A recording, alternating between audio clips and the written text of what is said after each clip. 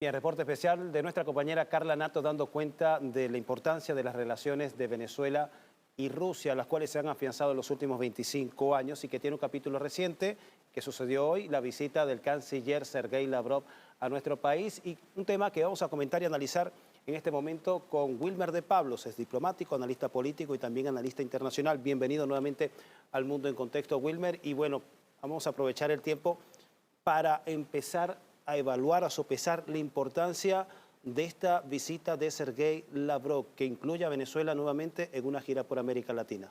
Sí, importantísima. Además, bueno, lo primero que hay que resaltar es que tuvo un encuentro con nuestra vicepresidenta, la doctora Delcy Rodríguez, en la Cancillería, lo que nosotros conocemos como la Casa Amarilla. Allí también se reunió con el canciller nuestro, Iván Gil, y tuvieron la oportunidad de tener un encuentro, una reunión para analizar los instrumentos que nos vinculan, 340 instrumentos en distintas 20 áreas de cooperación, ¿sí? Es importante resaltar que en esa rueda de prensa que posteriormente dieron, señalaron lo que en el marco de las relaciones internacionales nosotros conocemos como la diplomacia blanda o la diplomacia cultural, que es la primera de las actuaciones de un diplomático para permear las sociedades, que está vinculado al tema cultural, a la educación, a la gastronomía, a todo esto. Y hay un tema ahí muy importante, que es que el tema del turismo normalmente lo relacionamos con economía, pero realmente el turismo es un tema de diplomacia blanda o cultural. Y Rusia y Venezuela tienen una alianza, tienen líneas directas, además en la hermosa isla de Margarita, donde se ha hecho un trabajo extraordinario desde el Ministerio de Turismo con todo el gobierno y por supuesto articulado con la Cancillería en el tema de turismo, pero también el tema de la diplomacia dura o la diplomacia económica, que está vinculada casualmente a esa área, o sea, vinculado a lo financiero, vinculado a lo económico, vinculado a lo petrolero. Vimos allí cómo ambos cancilleres expresaban los análisis, revisiones que hicieron en materia petrolera, en materia de gas, ¿sí? Y además de esto vemos el otro frente, que es el de la diplomacia parlamentaria o la diplomacia política. Y después vimos, por supuesto, el encuentro del canciller con el presidente de la República, con las autoridades que normalmente se reúnen, que son la vicepresidenta, el canciller, pero recientemente vimos la visita del presidente de la Asamblea Nacional, el doctor Jorge Rodríguez, recibido en la Duma, ¿no? Que no es más que la materialización de este cuadrante que se refiere a la diplomacia parlamentaria o política, dependiendo de, por supuesto, las actuaciones. Y tenemos un frente muy, muy importante que está vinculado al tema de la diplomacia de, para y con los pueblos, que aprendimos de Evo Morales, que aprendimos de Daniel Ortega y del propio presidente Chávez, porque en la realidad, en el contexto que vivimos, los pueblos no pueden estar desafectados ni apartados de la realidad de esas relaciones internacionales y de ese marco de actuación de la diplomacia, y mucho menos en el contexto de estos países que son adversos, sí, al hegemón norteamericano. Wilmer, ¿cómo sopesas esta expresión de Lavrov al calificar o a distinguir a Venezuela como el amigo o el país más cercano a Rusia en América Latina? Bueno, en honor a la verdad, dijo en Cuba, en nuestra hermana Cuba, que eran los mejores amigos de Rusia. Pero el término preciso que utilizó es que Venezuela es un verdadero socio confiable. Y eso es muy importante en el tema de las relaciones internacionales. ¿Por qué? Porque tanto Xi Jinping como el presidente Putin han hablado, ¿no?, de lo poco serio que es el trato de relaciones internacionales con Estados Unidos, que hoy te recibe y mañana con un doble rasero actúa en contra, ¿sí?, de los acuerdos, de los convenios, de todo lo que se haya pautado. ¿Por qué? Porque es un estilo de desprestigio que ha hecho el propio gobierno norteamericano en las actuaciones internacionales. Al mismo tiempo que se desarrolla esta gira de Sergei Lavrov, también hay otros actores diplomáticos internacionales que están también desarrollando giras en América Latina. Estamos hablando de casos de Antony Blinken, secretario de Estado de Estados Unidos, quien llega hoy y se reúne mañana con el presidente Lula en Brasil. También tenemos a David Cameron, canciller del Reino Unido, que va a visitar Paraguay y Brasil, y antes una parada provocativa en las Malvinas Argentinas, y también el canciller francés en Argentina. Estamos viendo América Latina como parte de ese tablero en disputa por parte de Occidente y países emergentes, de economías emergentes. se están configurando, se están disputando la región, se están tratando uno de colocar sus piezas de influencia y otros de contrarrestar esos efectos? Sí, es una región en disputa. América Latina definitivamente es una región en disputa, dada la importancia geopolítica y estratégica en razón de las riquezas que tenemos en la región.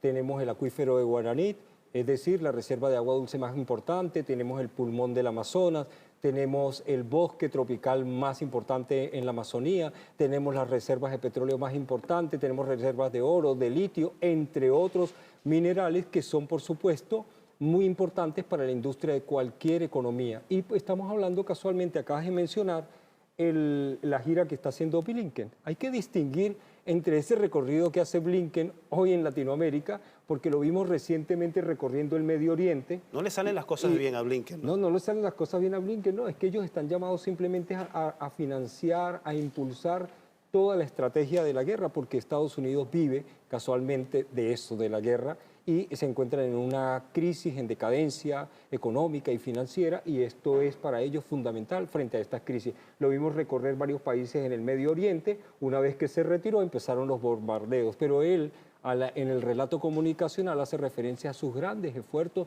por impedir el ataque de Gaza hacia Palestina, pero los vemos en cada una de las resoluciones, ¿sí? O en el propio Consejo de Seguridad, o lo vimos hoy en Argelia. Se opusieron hoy a una tercera resolución. O lo vimos hoy en Argelia utilizando el veto, ¿sí? Para impedir el cese del ataque hacia el hermano, noble y valiente pueblo palestino. Entonces, cuando ellos hoy hacen esos recorridos y cada uno se distribuye el frente, porque estamos hablando del mundo unipolar, estamos hablando de los intereses del Estado profundo, estamos hablando de los intereses de las transnacionales o de las 7 familias que gobiernan el mundo, estamos visualizando simplemente ahí una fuerza, un contrapeso. ¿Por qué? Porque el G20 está constituido por parte de los países industrializados y desarrollados, vale decir, Estados Unidos, Canadá, Alemania, Francia, Italia, y el Reino Unido y Japón. Bueno, estamos hablando, por supuesto, de la triada, pero estamos hablando del G7 y vemos que el G7, todos sus indicadores sociales y económicos van descendiendo, igual que sus indicadores económicos,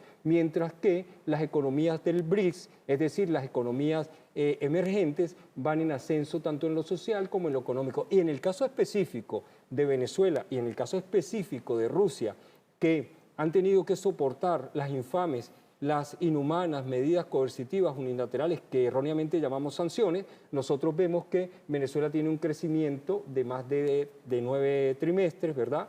Lo decía hoy, lo señalaba hoy el canciller Iván Gil, pero también vemos que pese a las 16.000 medidas coercitivas unilaterales que Rusia, de las que van contra Rusia, vemos que Rusia sigue creciendo en lo económico, que Rusia ha podido sortear, ¿sí?, la realidad de todas esas medidas y sanciones unilaterales. Ahora, lo que hay aquí en Río, en el marco del G20, estamos allí en presencia de los dos modelos. Es una reunión de los dos modelos, ¿sí? Es una reunión bastante interesante, ¿no? Porque por el contexto, ahí confluyen claro, dos bloques que están en contraposición, en enfrentamientos indirectos. Claro, ahí está el BRICS el mundo unipolar, es decir, Estados Unidos y sus aliados, ¿no?, que se encuentran en una situación muy difícil, y está las nuevas economías emergentes, donde vemos, por supuesto, a los países más importantes que forman parte del G20. No quiero desaprovechar la ocasión porque salió el nombre, estamos colocando, de los BRICS. Y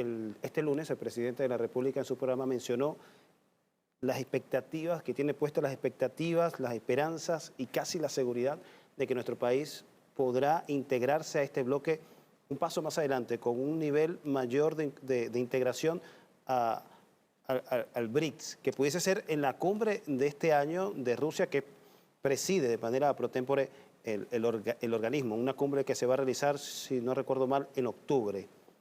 ¿Están planteadas las posibilidades, el escenario de que Venezuela pueda ser otro de esos nuevos países que se incorporen al bloque?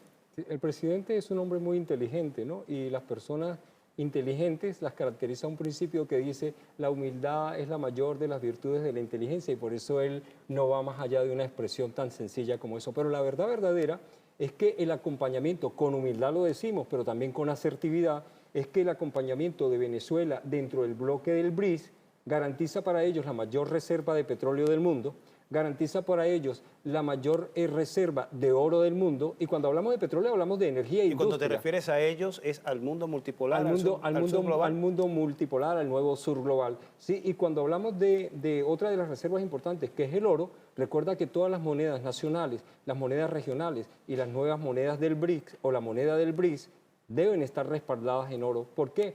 Porque de alguna forma hay que marcar, y de hecho ya la desdolarización es una realidad en muchísimas economías del mundo, ¿sí? Pero además de esto, Venezuela tiene minerales y tiene diamante y tiene una posición geopolítica y estratégica en la región y por supuesto el acompañamiento como miembro pleno, porque somos miembros asociados en este momento y en honor a la verdad, Venezuela actúa dentro del marco del BRICS como si fuera un miembro pleno después de la reunión en Johannesburgo, ¿no?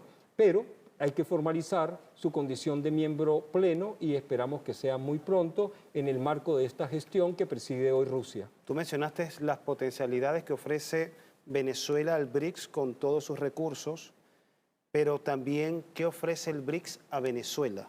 Bueno, imagínate lo que significa en el contexto de una disputa que nos es de hace 2 siglos, donde Venezuela y la República Cooperativa de Guyana, ¿no?, se enfrentan, o mejor dicho, tienen una disputa de hace más de casi 2 siglos, y allí vemos, como lo decía Lavrov, vergonzosamente, violando el principio de la soberanía de los pueblos, o el Reino Unido, a Estados Unidos y a sus aliados, al Comando Sur, pretendiendo establecer bases en esta región tan importante, ¿sí? Porque además no solamente se trata de los 11.000 millones de barriles ya contabilizados desde el 2015 por los estudios de la ExxonMobil, o del gas, o del oro, o de las aguas dulces que allí se encuentran, o de toda la biodiversidad de la región, sino que además este río, ¿verdad?, que es el río Esequibo, conecta con el resto de ríos de la región. Y recuerda que en geopolítica, o mejor dicho,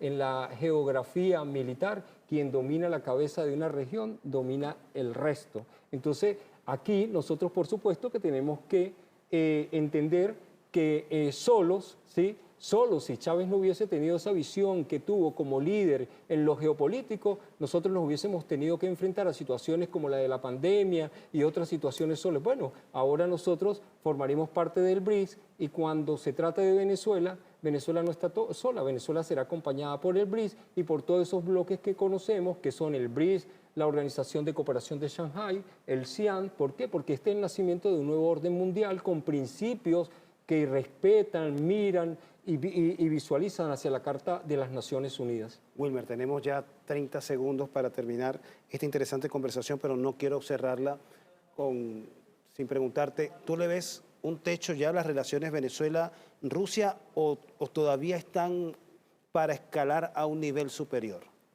Bueno, el mundo multipolar apenas acaba de ser impulsado. El nuevo orden mundial apenas acaba de nacer. En mi opinión personal, siempre he dicho que eso que llaman otros operación especial militar en Ucrania, en mi opinión personal, es realmente una operación de un impacto de orden multipolar y pluricéntrico, porque fue estas acciones allí las que dieron el impulso al nuevo orden mundial. O sea, estamos naciendo en un nuevo contexto, en una nueva era, y es muchísimo lo que nos queda por hacer en el marco de la diplomacia cultural, económica, política, parlamentaria de los pueblos y, por supuesto, en el tema comunicacional que lo tenemos que defender para despertar las conciencias aquí en nuestra región y en el resto del mundo. ¿Sí o no? ¿Eres de la opinión del profesor Augusto Jalife de que ya estamos en el escenario post-Ucrania?